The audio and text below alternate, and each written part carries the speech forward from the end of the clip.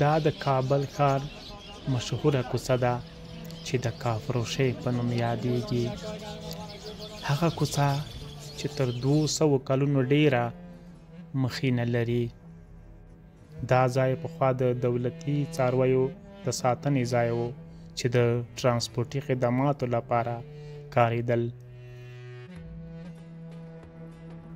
د تیمورشاه ابدالي د واکمنۍ پر مهال چې پلازمینه یې له کندهار څخه کابل ته راوړه، د مرغانو د پیر او پلور همدا ځای د حیواناتو پالنې ته ځانګړی کړ. د کافروشۍ نوم له هماغه وخته پرې ایښودل شوی دی.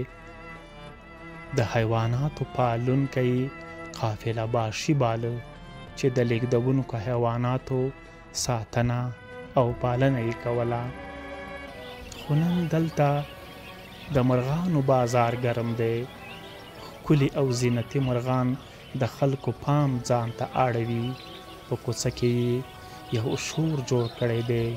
خدای زده په دې سندرو کې به خپله ازادي غواړي او که نور څه.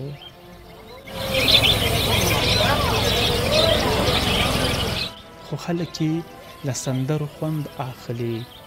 د پراخ اسمان او لویو دښتو او ځنګلونو دا ښکلي مرغان په خپلو کورونو کې په پنجرو کې بند ساتي او له سندرو یې خوند اخلي. قمري، کوتره، ادم څیره، طوطي، زرک او نور بېلابېل ښکلي مرغان چې تاسې په قفسونو کې ګورئ. دا مرغان د هېواد له ګوټ ګوټ څخه دې ځای ته راوړل کېږي. خلک یې په لومو او یا نورو وسایلو ښکاروي او دلته یې راوړي. دلته مرغان له 100 افغانیو تر 100,000 پورې ارزښت لري.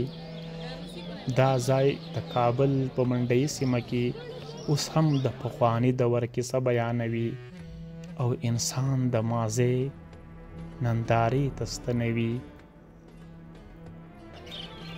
په دې لرغونې کوڅه کې د هېواد له بېلابېلو سیمو مرغان سره یو ځای کېږي او هره ډله یې په قفسونو کې بنده ده او شور یې جوړ کړی دی.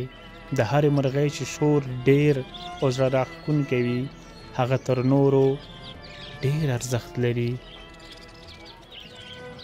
د جمعې ورځ د دې کوڅې لپاره بیا ځانګړې ورځ ده. خلک په پنجرو کې مرغان راوړي او دلته یې لوري. دا چې اوس کار بند شوی هم دی، بیا هم د مرغانو کاروبار نه دی درېدلی. څو ورځې وړاندې د افغانستان د چاپیریال ساتنې ملي ادارې د حکومت د رسنیو مرکز کې په خپل کلني راپور کې وویل چې د ښکار، قاچاق او د کانونه پلور ضد اقداماتو له لارې څه کم 14,000 حیوانات او مرغان له نیول کېدو وروسته بیرته طبیعت ته خوشي کړي او عاملان یې هم د قانون منګولو ته سپارلي دي. د کافروشۍ کوڅه د کابل یوه پخوانۍ خو د مرغانو په شور ژوندۍ کوڅه چې څوک پکې تیریږي د مرغانو په لیدو پکې د خیال په وزرو غرونو، ځنګلونو، پراخو دښتونو او د ماضي سیلونو ته الوت کوي.